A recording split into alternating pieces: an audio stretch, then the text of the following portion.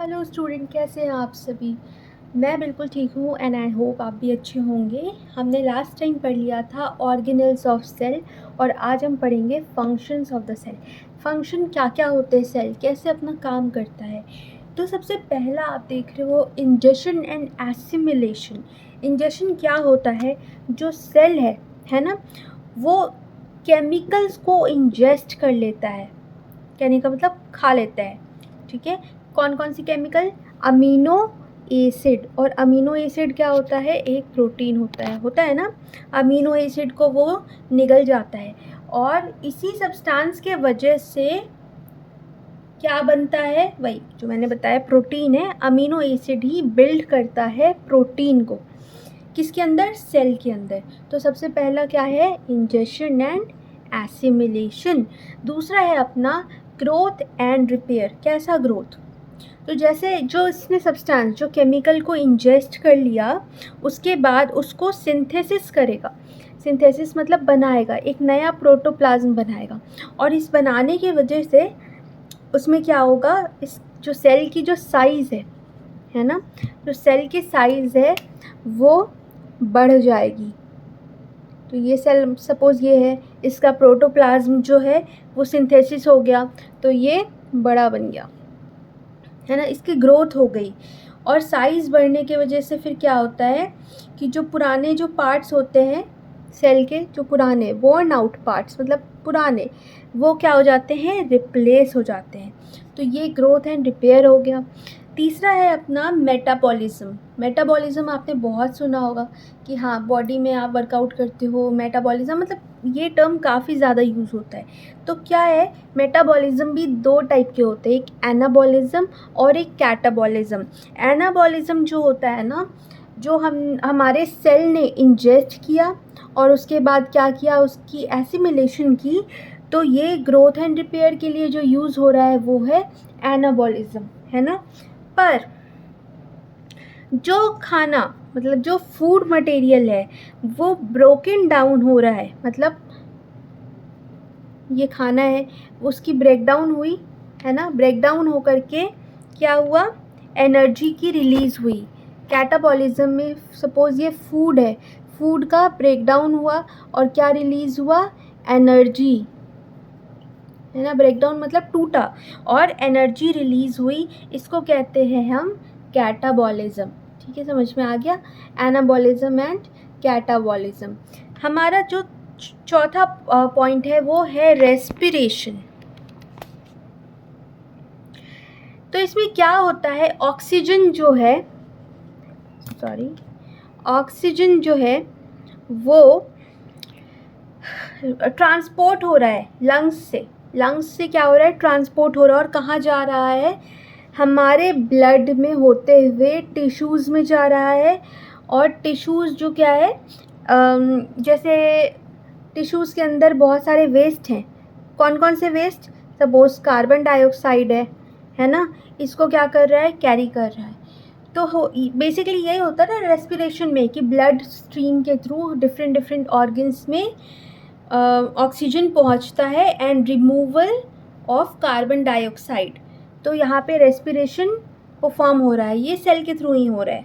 Function, cell function कर रहा है, ठीक है। आरबीसी, रेड ब्लड सेल, ये सारे फंक्शन करते हैं।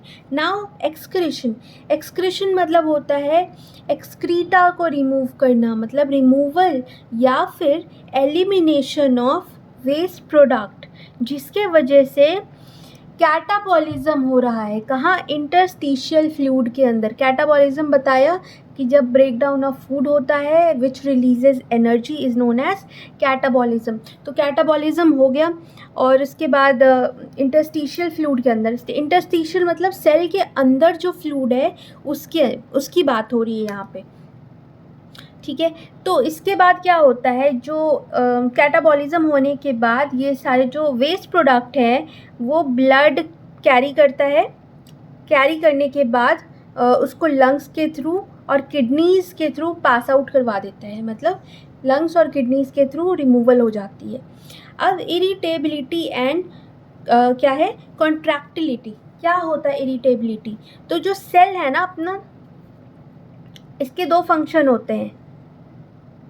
एक होता है cell responds to any stimulus, ठीक है, जैसे फिजिकल हो गया, केमिकल हो गया, थर्मल, इलेक्ट्रिकल, मैकेनिकल, है ना। तो यहाँ पे जो इम्पल्स क्रिएट होता है इन अ नर्व सेल, तो इरिटेबिलिटी और कॉन्ट्रैक्टिबिलिटी उसी के अंडर हो गया। जो भी इम्पल्स क्रिएट हो रहा है सेल्स के थ्रू, सेल रिस्पॉन्ड कर रहा है ना। लास्ट है रिप्रोडक्शन। रिप्रोडक्शन क्या होता है? After growing to an optimum size, एक साइज तक सेल बढ़ता है, उसके बाद ये 2 डॉटर सेल्स में डिवाइड हो जाता है। सॉरी, फिर से बताती हूँ। ये सेल है, ठीक है, एक साइज तक ये बढ़ता है, उसके बाद क्या हो गया, ये डिवाइड हो जाता है 2 डॉटर सेल्स में, और उसके बाद क्या हो जाता है, रिप्रोडक्शन जो है वो कैरी फॉरवर्ड होती है। कौन से प्रोसेस? बाय मियोसिस, ठीक है, या फिर माइटोसिस।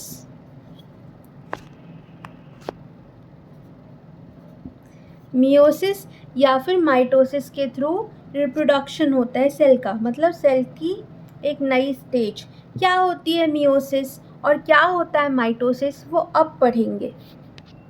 चलिए पढ़ते हैं माइटोसिस, ठीक है। तो ये डायग्राम के थ्रू देखिए, सबसे पहला होता है प्रोफेज। प्रोफेज में क्या होता है, जो सेंट्रोजोम्स होता है ना, वो डिवाइड कर जाता है 2 में, ठीक है। तो यहाँ 2 नए सेंट्रोजोम्स बन गए, उसके बाद वो दोनों आपस में सेपरेट हो जाते हैं एक दूसरे से, और वो 2 न्यूक्लियस फॉर्म कर देते हैं, मतलब 2 पोल्स बन जाता है। उसके बाद मेटाफेज आ गया। मेटाफेज दिख रहा होगा प्रॉपरली। मेटाफेज में क्या होता है, न्यूक्लियर मेम्ब्रेन जो होता है ना इसमें का, वो डिसअपियर हो जाता है, गायब हो जाता है, और जो क्रोमोसोम्स होते हैं वो अपने आप को सेंटर में अरेंज कर लेते हैं, ठीक है, और एक थ्रेड लाइक स्ट्रक्चर के थ्रू अटैच्ड हो जाता है, ठीक है, which are now the 2 poles of the cell. एक पोल और एक पोल, यहाँ 2 पोल्स बन गए। अब पोल्स बन गए, अब तीसरा यहाँ पे एनाफेज देख रहे होगे। एनाफेज, यहाँ पे क्या हो रहा है, देखिए यहाँ पे जो क्रोमोसोम्स है वो डिवाइड कर रहे हैं लॉन्गिट्यूडनली, है ना, 2 इक्वल पार्ट्स में, 2 इक्वल पार्ट्स में। और उसके बाद क्या हो रहा है, वो एक दूसरे से मूव अवे हो गए, मतलब दूर भाग गए हैं, और कहाँ चले गए हैं, पोल्स के पास। ओके, उसके बाद आता है टीलोफेज। ये है एनाफेज, ये है टेलोफेज। टेलोफेज में सेल जो होता है वो नैरो हो जाता है, सेल जो होता है वो नैरो हो जाता है, सेंटर की तरफ में डिवीजन जैसा एक आपको दिखेगा, प्रॉपर्ली डिवीजन हो रही है। एक थ्रेड लाइक जो स्ट्रक्चर जो यहाँ पे थी वो डिसअपियर हो गई है, और न्यूक्लियर मेम्ब्रेन फिर से बनना शुरू हो गया है, दिखना शुरू हो गया है। अब जो लास्ट होता है at the end of telophase, इन दोनों के बाद ही सेल डिवीजन होता है, जो है अपना डॉटर सेल जो डिवाइड हो रहे हैं वो माइटोसिस के बाद ही हो रहा है। तो यहाँ पे क्रोमोसोम्स जो है वो डिसअपियर हो गया है और बन गया है न्यूक्लियस। न्यूक्लियस बनने के बाद डॉटर सेल ग्रो हो गए, देखो 2 डॉटर सेल्स हैं। उसके बाद वो रिप्रोड्यूस करते हैं, माइटोसिस होती है, और क्रोमोसोम्स जो होते हैं वो डुप्लीकेट हो जाते हैं, डुप्लीकेशन शुरू हो जाती है। तो मतलब डॉटर सेल्स के पास कितने क्रोमोसोम्स होते हैं इन टोटल? 46, 23 ईच, ठीक है, 23। तो 23, 23, 46 समझ में आ गया। ये है आपका माइटोसिस, सेल डिवीजन। नाउ इस चैप्टर को जो लास्ट टॉपिक है वो है मियोसिस। मियोसिस क्या होता है? ये भी एक प्रोसेस ऑफ रिप्रोडक्शन होता है, जिसमें एनिमल्स में ये ज़्यादातर ये अकर होता है, ठीक है। इसमें ना फ्यूजन होता है। फ्यूजन किस चीज़ का होता है? स्पर्मेटोजून, ठीक है, स्पर्मेटोजून होता है। स्पर्मेटोजून होता है मेल में और ओवम होता है फीमेल में। तो देख सकते हैं आप, स्पर्मेटोजोआ जो होता है उसमें 23 क्रोमोसोम्स हो गए, और ओवम में होते हैं 23 क्रोमोसोम्स। अब फ्यूजन हो रहा है आपस में, फ्यूजन हो गया। फ्यूजन होने के बाद 23 + 23 कितने बन गए? 46 क्रोमोसोम्स। सबसे पहली बात कि एक एक मतलब इन जो मेल और फीमेल के हैं इसको हम कहते हैं गैमीट्स। इसको क्या कहते हैं? गैमीट्स। ठीक है, गैमीट्स कहते हैं। जब फ्यूजन हो जाता है तो फ्यूजन के बाद यही गैमीट्स क्या बन जाते हैं? जायगोट। ये बन जाता है जायगोट, जो कि कितने नंबर में होता है? 46। ठीक है, नंबर ऑफ क्रोमोसोम्स होता है।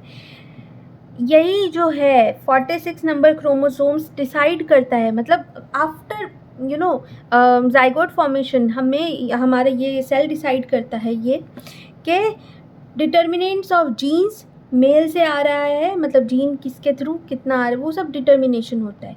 सो ये चीज़ मियोसिस आपकी कंप्लीट हो गई। मियोसिस समझ में आया? बहुत इजी है, बहुत ज़्यादा लोड नहीं लेना है, आराम से पढ़ोगे हो जाएगा। लास्ट है डिटर्मिनेशन ऑफ सेक्स। बहुत सिंपल सी बात है, अगर एक पेयर क्रोमोसोम्स का फादर से आ रहा है और एक पेयर आ रहा है मदर से, ठीक है, यही बनता है। इसी को हम क्या कहते हैं? One pair from father and one pair from mother is known as sex chromosomes. ठीक है, ये जो सेक्स क्रोमोसोम्स होते हैं वो डिसाइड करते हैं सेक्स ऑफ द चाइल्ड का क्या सेक्स होगा। ठीक है, तो इसमें क्या होता है, अगर दोनों एक्स हैं, ओके, तो यहाँ पे फीमेल होगी, और अगर एक्स वाई होता है तो क्या होता है? बॉय। समझ में आई बात? तो एक्स क्रोमोसोम जो होती है बेसिकली मदर में होता है। ठीक है, मदर में होता है, और फादर में क्या होता है? X Y. ठीक है, ये फादर का हो गया। तो अगर ये जैसे बता दिया मैंने कि अगर एक्स आ गया क्रोमोसोम्स तो बेटी हो गई, या फिर अगर एक मदर से आ गया क्रोमोसोम और एक आ गया फादर से, मतलब एक्स आ गया मदर से और वाई आ गया फादर से, तो बेटा होगा, सन होगा। और अगर एक एक्स आ गया मदर से और दूसरा भी एक्स फादर से आ गया तो बेटी हो गई। तो यहाँ आपकी चैप्टर ख़त्म होती है। आई होप आपने अच्छे से पढ़ा होगा। अगर पसंद आए वीडियो तो लाइक और सब्सक्राइब कर देना और मेरे इस चैनल को देखते रहना। Thank you so much, bye bye.